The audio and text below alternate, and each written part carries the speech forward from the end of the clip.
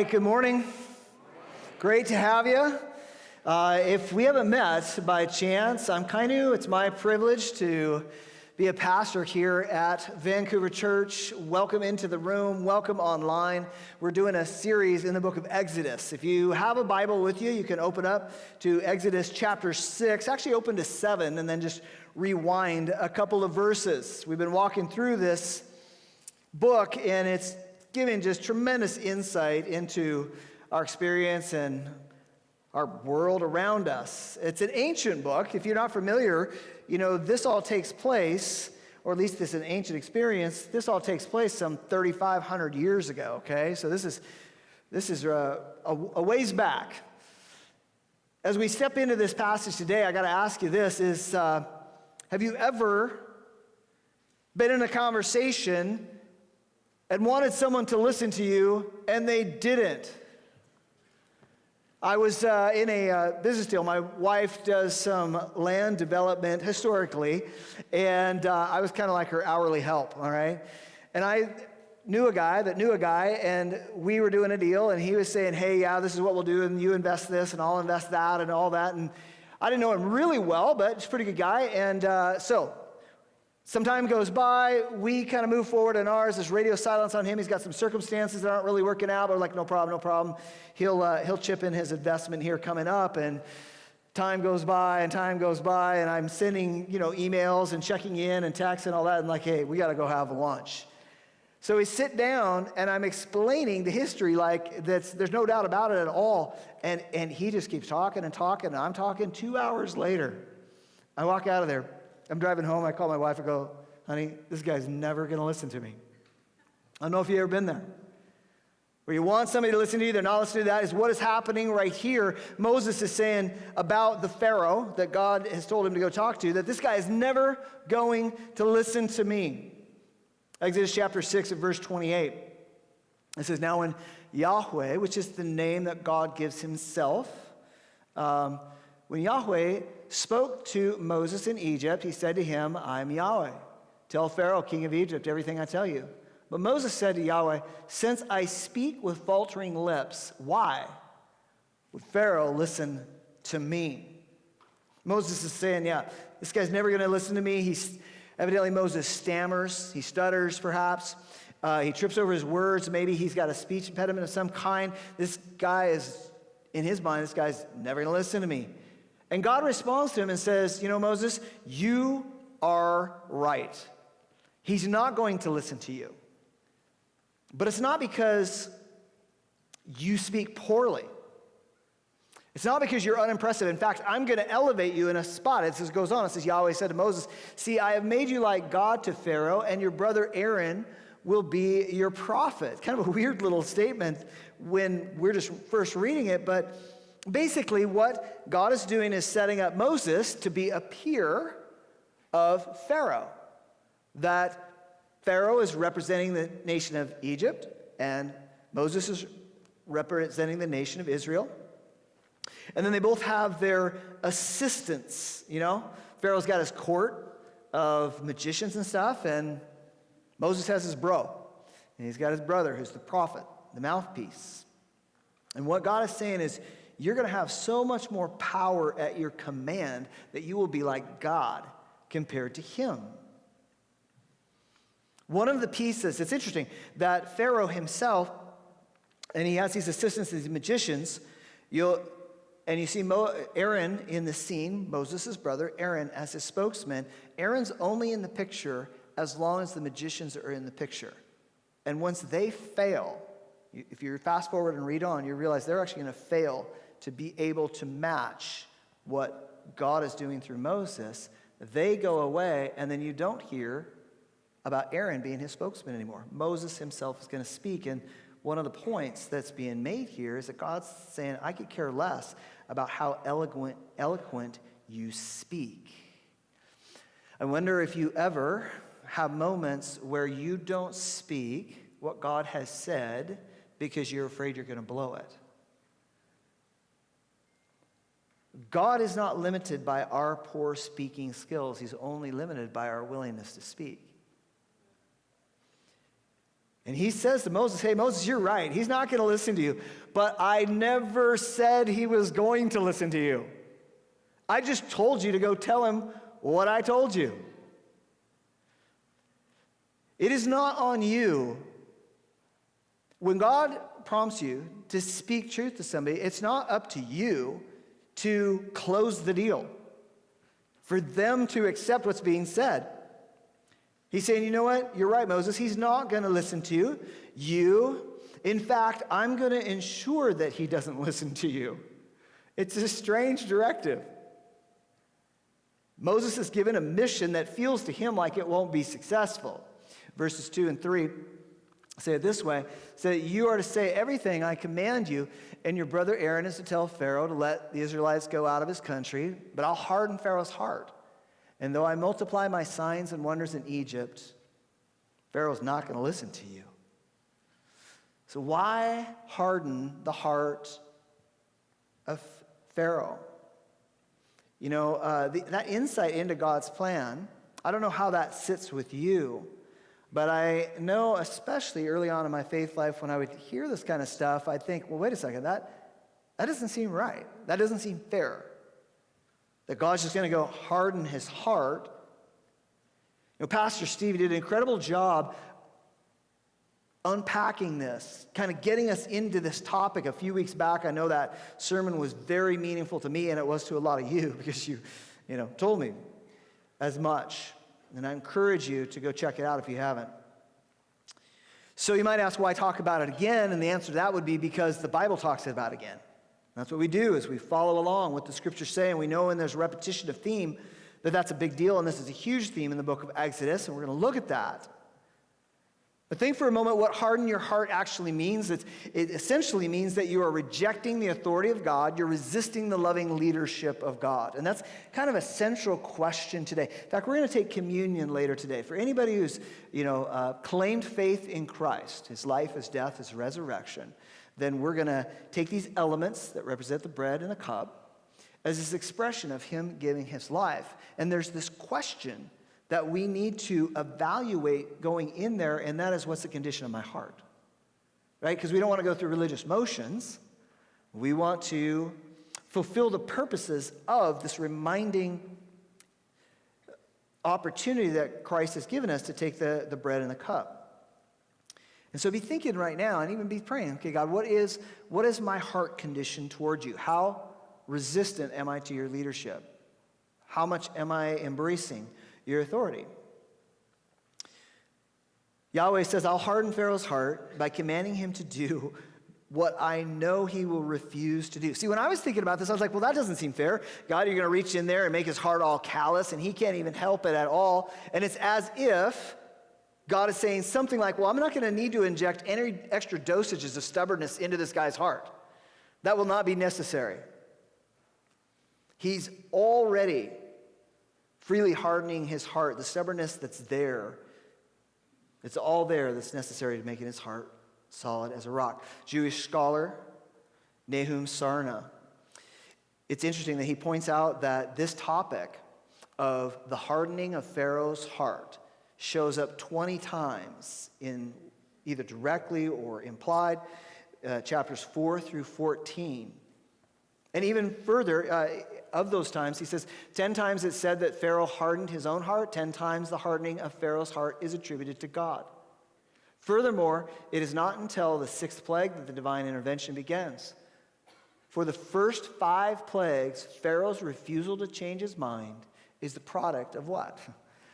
His own will, his own decision. And this is really crucial when you want to understand what the Bible is saying about the nature of God, for it stamps the king as a callous and evil-minded person who's got to fully bear the responsibility of the crimes and the sins that he has committed freely and of his own knowing.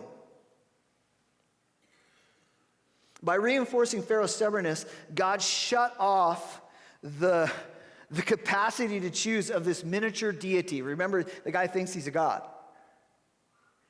But what God's going to do is basically harden his heart and remove that ability. And he'll be so far away from a God, he'll be a man who who really has been captured by all his own deep cravings and destructive desires. He will be mocked as a joke, pretending to be God. And here's Moses, who will outrank him, a guy with no weapons, no army, no title, and he becomes this heavyweight leader. Have you ever seen a stubborn person? No fair elbowing whoever's next to you. I actually had some pointing in the last worship gathering. I'm like, church police, take that one out. You know, some of you are really stubborn, okay? And you just drive people crazy. But it's actually a gift from God. And you have a soft heart toward God. And so that resolve, he uses it. You know, we all have, there's the downside to our upside, right? But this is interesting. When that stubbornness becomes, have you seen it move to hard-hearted? That's what's going on here. And what God is saying about this guy is he's like, hey, I don't even need to harden his heart. I will in the end. But at the beginning, I'm just going to keep pushing his buttons. And he himself, man, he's going to have 5 chances to turn around, and he's not going to do it. And then I will seal the deal. And you still might ask, okay, so it sounds like Pharaoh is responsible for the hardening of his heart. God knows what the outcome is going to be. So he just says, at one point, I'm just going to lock him in, and he's just going to stay on that road that he's chosen. But why? Why harden his heart? And verse 5 speaks to this very directly. It says, and the Egyptians will know that I am Yahweh when I stretch out my hand against Egypt and bring the Israelites out of it. They're going to know who I am. Remember the king, Pharaoh. He's like, hey, Yahweh, who's that? I don't know who that is. And he's mocking God, the real creator. He's mocking him, setting himself up on a higher level. And we talked that when he said, yeah, I don't know who Yahweh is, and the text is going to be like, yeah, but buddy, you're about to find out. Like, you are in way over your head. By hardening Pharaoh's heart, God is going to make his name known on a grand scale. So the king will reject. He'll be like, no, I'm not going to let your people go. And then God will allow some very difficult negative circumstance to come on them. And in the end, it will show that Yahweh is actually, very powerful, and this Pharaoh is weak, right? It's pretty, some of you familiar with the story, that's very basically how it goes. But I wonder, when you read that, how do you feel about it? In my early pursuit of the Lord, and I would hear about God making his name known and his glory known, and in this context, I'm like, you're hardening his heart so your name can be known? Like, I'm not very comfortable with that. That sounds rather self-promotional to me. That sounds kind of arrogant and selfish. Like, when I think of doing that seems it's driven out of insecurity. I know politicians sometimes can create a crisis to be the hero. Is that what's going on? Is the increase of God's glory all about winning against the opposing rival gods? And Yahweh is just showing off. Like, why are you on this campaign? Because what he's saying is the Egyptians will know that I am who I am. They will know that he's the fake God. And so my mind would run through things like, okay, did he seriously harden Pharaoh's heart to create a nationwide publicity campaign for his brand? Sometimes we think God is playing games. If we're really honest. Is God the ultimate cancel culture warrior? Is he trying to get more followers than Mr. Beast? You don't know who Mr. Beast is, that's okay. You need to check it out.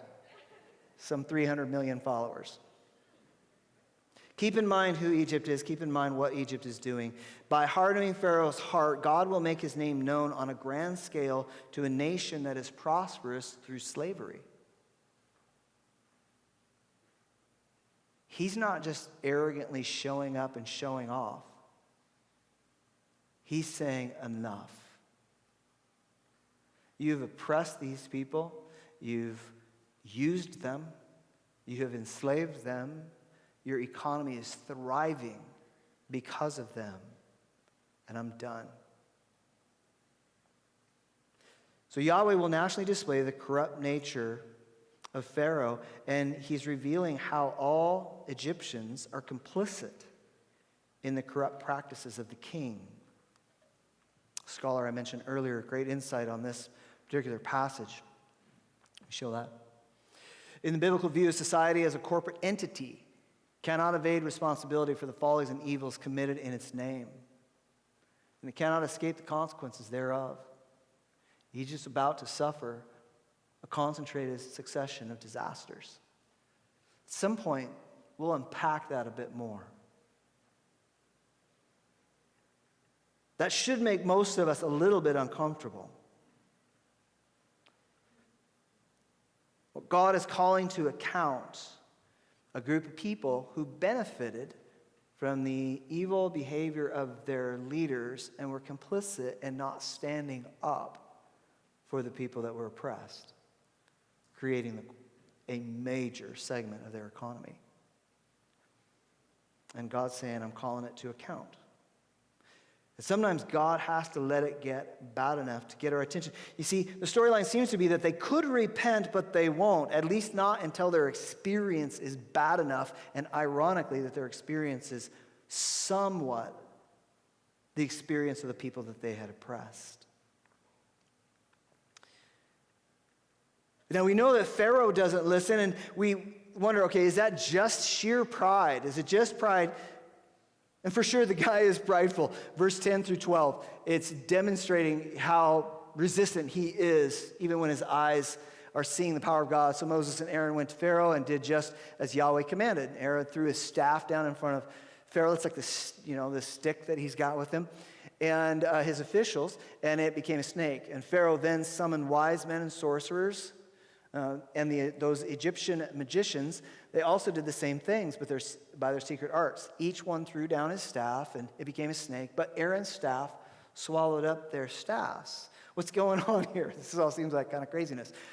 What God is doing is he's highlighting who Pharaoh is. Pharaoh is a snake. He's a deceptive, manipulative, self-serving serpent. Harkens back to the serpent in the Garden of Eden. Turning the Nile to blood is exactly what he did when he ordered all the Jewish babies, the boys, to be drowned in the river. He took a gift made to bring life and turned it into a source of death. And God is highlighting this right in front of him. He's holding up a mirror to the king and his court, showing that they are a joke. The dark magic that these guys practice, it's interesting, though they mimic in some way these miracles that God had Moses and Aaron do. There's so clearly a superiority to what God does because his staff, it's interesting that you think that, okay, one snake ate the other snakes, but it says very specifically that the staff ate the other staffs. And you're like, okay, I do not have a mental category for this. I don't get this.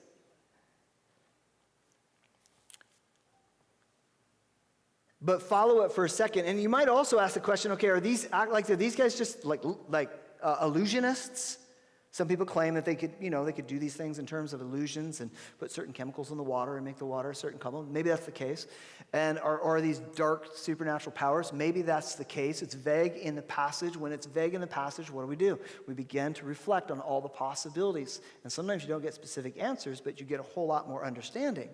And what you realize is if this was intentionally left vague, the writer's inviting you to imagine those scenarios, and it would serve to make a great point that whether it's natural or it's supernatural doesn't matter.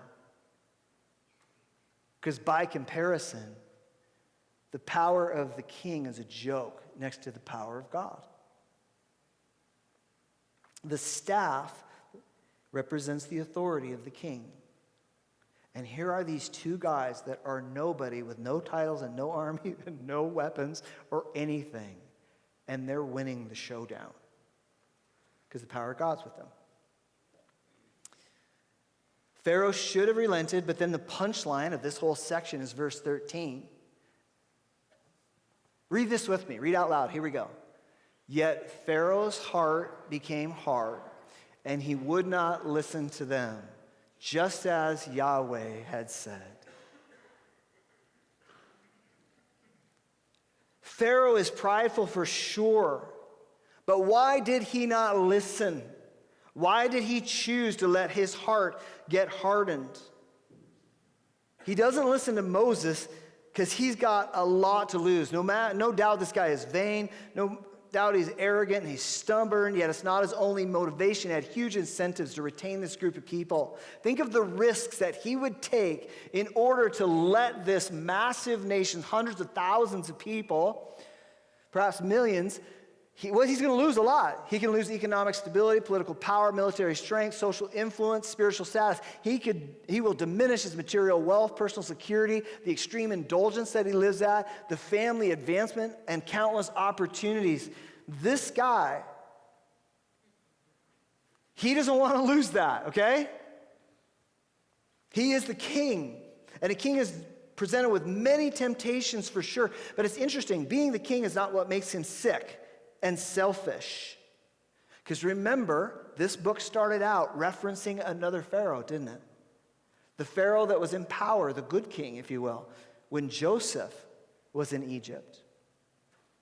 And that good and kind king in Joseph's day, that kind Pharaoh, resisted these temptations. He chose humility in response to Yahweh's authority. He chose to respond to these supernatural indicators. And the kind Pharaoh, he resisted the urges to cling to power so tight that he couldn't risk losing it. God left it in his hands, but he stood to lose it. And he didn't have to control everything. He had to get the credit for everything. He saw Yahweh as an authority higher than himself. He saw Yahweh as an expert wiser than himself. He saw the ability and the power of God as greater than his own.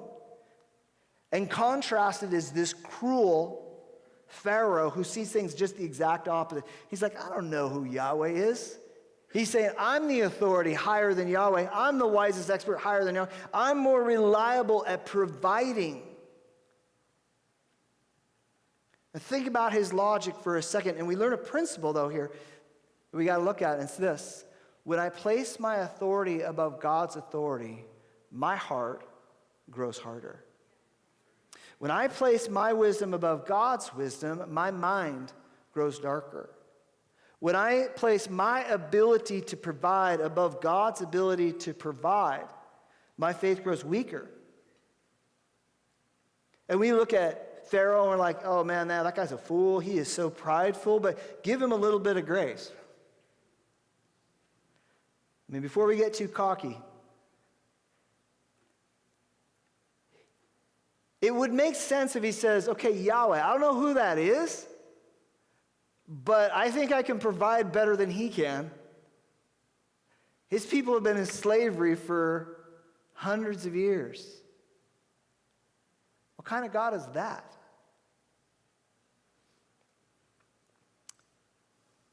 You know, that's the kind of stuff that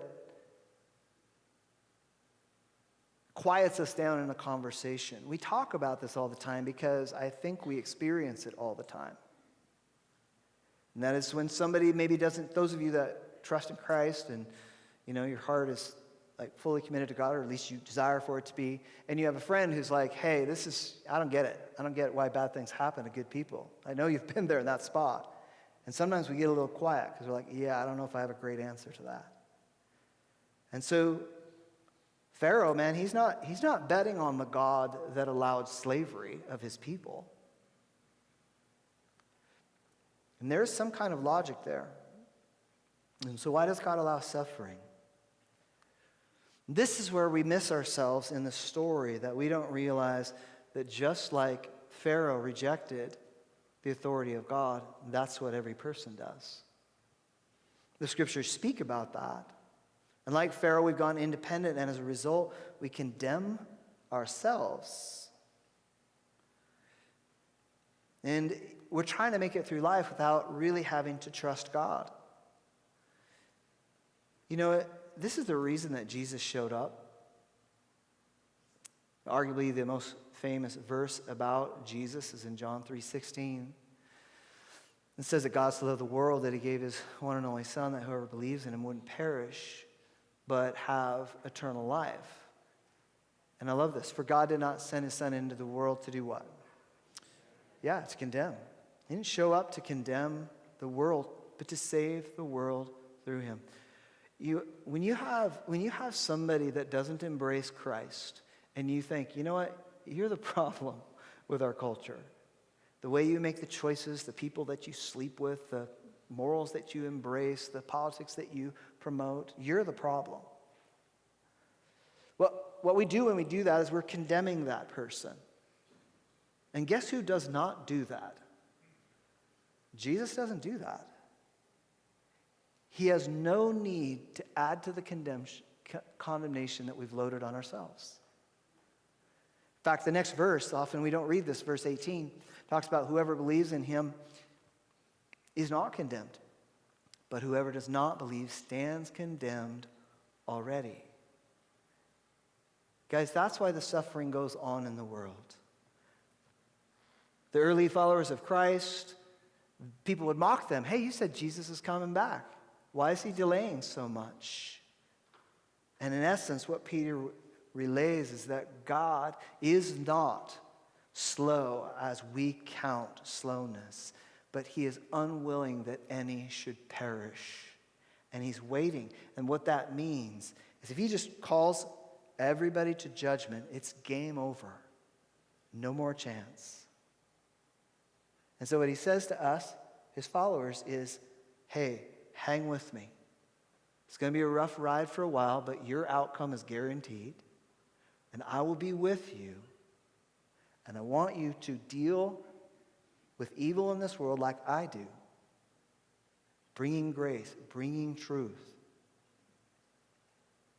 And in that context, sometimes we're like, okay, God, I don't know if you can be fully trusted. But the most important question in my life is, am I going to submit to God's authority or trust my own? I love this paraphrase from Eugene Peterson, who, these words, then Jesus went to work on his disciples. Anyone who intends to come with me has to let me lead. You're not in the driver's seat, I am. Don't run from suffering, embrace it. Follow me and I'll show you how. Self-help is no help at all. Self-sacrifice is the way, my way, to finding yourself, your true self.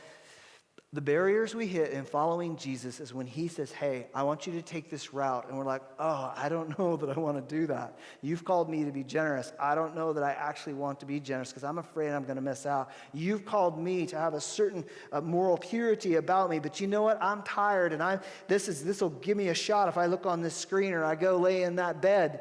That's going to make me feel better. I know that you've talked to me about pride, but you know what? That person's more prideful than I am. And we struggle, and Jesus, he just says, hey, if you want to come with me, you got to let me lead. And Moses does that. He does it imperfectly, but he does it. Pharaoh's invited to it, and he says, forget it. No chance. I don't trust you. I trust me. And we all see the challenge, we've got to freely surrender our control, submit to God's loving leadership. And admittedly, this can be hard. I was in a group of people, we were praying the other day, and this one gal, I loved her prayer. It went real close to something like this. She said, God, I trust you. You've been good to me, but I've got an eye on you. Isn't that beautiful?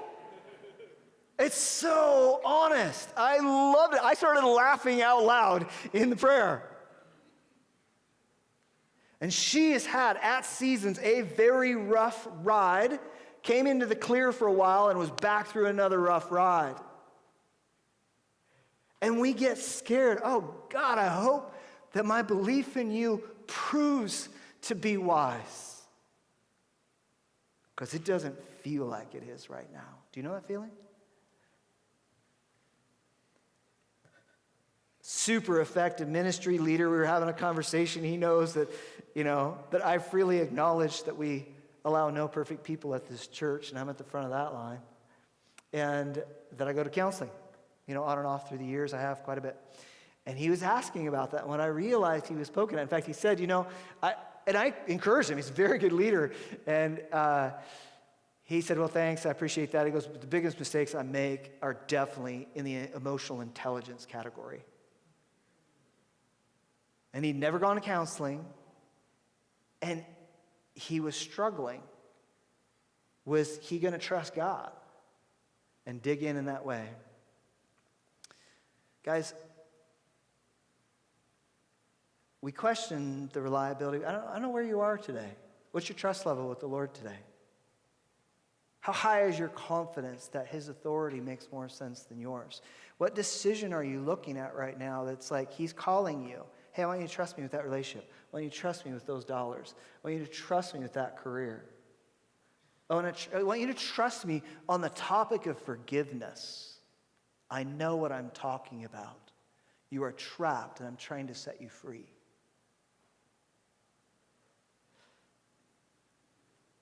And we doubt him. Talked to a guy who lost his wife and essentially said in an honest moment, he believes in God. He's hanging on to God. He's leading his kids in the Lord. But he's like, God, I don't get it. Doesn't make sense why you take my wife. Such a good wife, such a good mother, such a good friend, such a genuine follower of Jesus. Lord, I don't understand your plan. So we have those moments. And that's when we've got to ask this most important question of our lives. Am I going to submit to God's authority or trust my own? And I would tell you, most important question of my everyday. Not just my life, but every day. Am I going to submit to God's authority or trust my own? Think for a moment about the places where you have trusted the authority of God. Man, I know, worked his way up through a company over decades, from being really nobody to being the CEO. Company's worth 50 million plus. Super talented, super skilled, great guy. In the prime of his leadership, he's got another decade out in front of him, easy, of leading that company. And the Lord's like, hey, buddy, step out of it. You work too much. You love your wife. She doesn't always know that. You love your kids. They don't always know that. You're bringing your best here and not there. Not to mention, I have other work for you to do.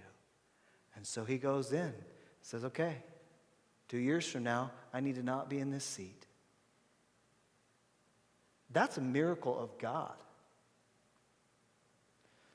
One of the cool things about the king that we serve, the good king, is his kingdom. When he talks about, he's going to bring, this talks about him bringing his battalions. He's bringing his battalions to save the day. My nation, Israel. That doesn't make any sense. They are slaves in rags, covered with mud, having no money. And that's Yahweh's army? And this is the beauty of the kingdom of Christ. It's not mostly the powerful. It's not mostly the wealthy. It's not mostly the smartest that are drawn to go all in with Jesus.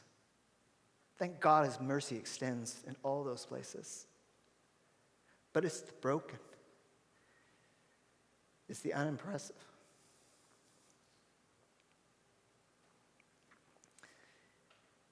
And God, man, his wisdom so far beyond ours that when we're just so confused, we have to come back to that place and say, wow, you're the one who can win with an army in rags with no weapons. And they literally, that's the army. They lead themselves out of the nation. It's so cool because this guy who stepped down as CEO and he was doing some other side projects and investing in some things, just some small things that were, trying to be helpful. And he gets this opportunity all of a sudden in a ministry that serves wounded vets whose marriages are in crisis. And what he does is he takes guys out that lost their legs and puts them on a board in Alaska and takes them out fishing and then sets up for these sessions that they have. And he said every single week, like these marriages, it seems like eventually there's at least one person who says, I was just coming here to get the vacation with my wife and I was going back to get the divorce, or vice versa. And marriage after marriage after marriage is restored. And he's just covering his costs being there. Like, he's not making a ton of money. But what he's doing is he's in the army of the good king. He's committed not to bringing hell to earth like this guy here. And even though he honored God in his work, there's no disparaging of the work and the CEO leadership that he brought. That was to God's glory. But when God said, enough of this, now I want you to take these skills over here, and you're not going to make dollars for yourself. You're going to change lives in such direct ways. And man, the guy is like hooked. He said, I can't see life like I used to see it. I'm spoiled. I'm ruined for what was because I've tasted what can be. That's the way of the kingdom. But you got to trust him. You got to be all in. Where is God calling you to place his authority above your authority? Where is that happening? Right now.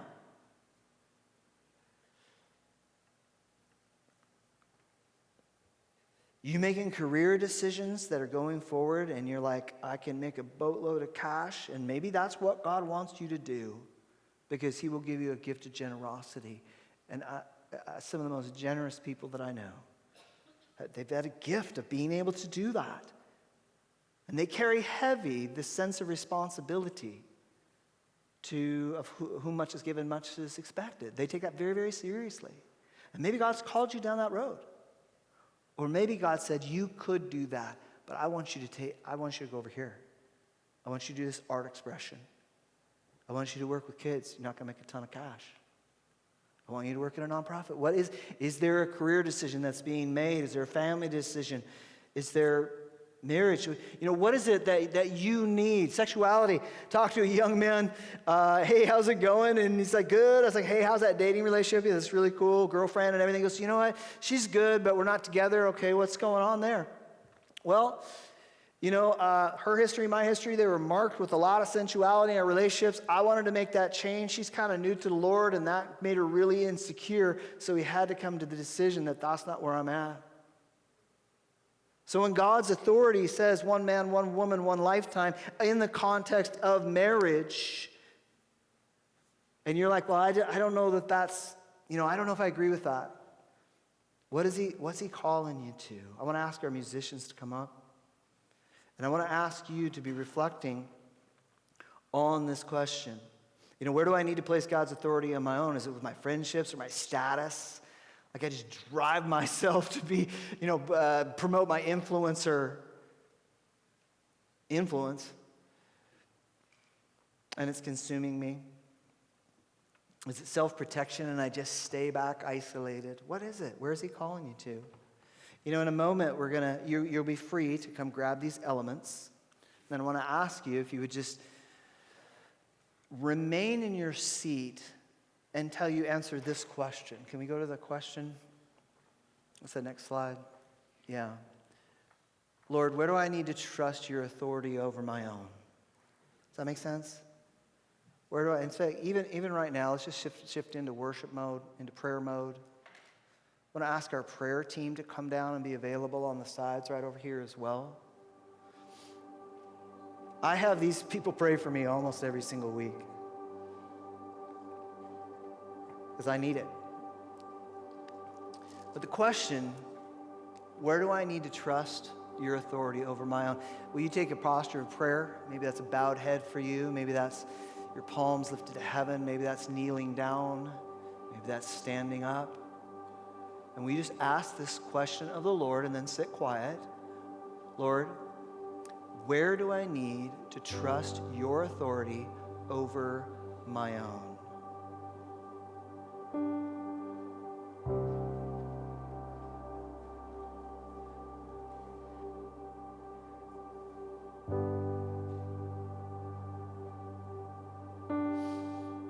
Just sit quietly. Ask that question, Lord, where do I need to trust your authority over my own?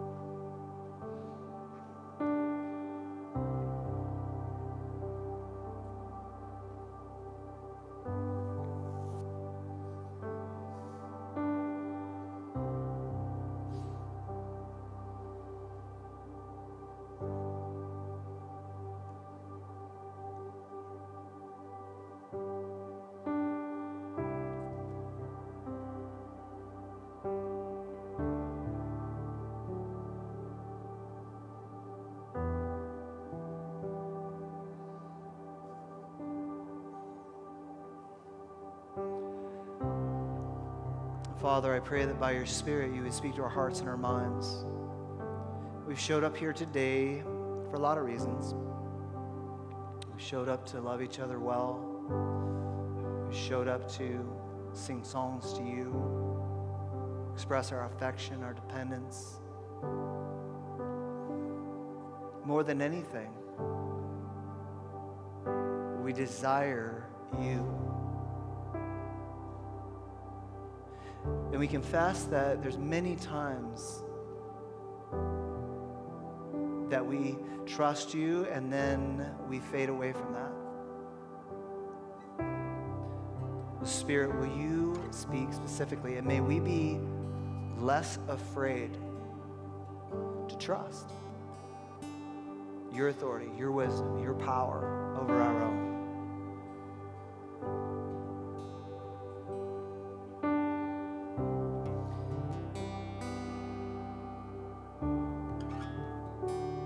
As our musicians, our worship team sings out over us, when you have clarity, the place that God is calling you to trust Him,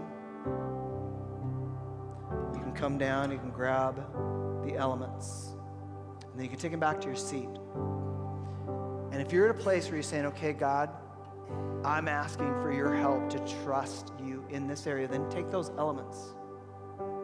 If you're like, God, I'm not willing right now, that's just honest. He would rather hear that. And then just hang on to that cup. Take it with you. And when you come to that place, maybe it's tomorrow, maybe it's next week, then take that.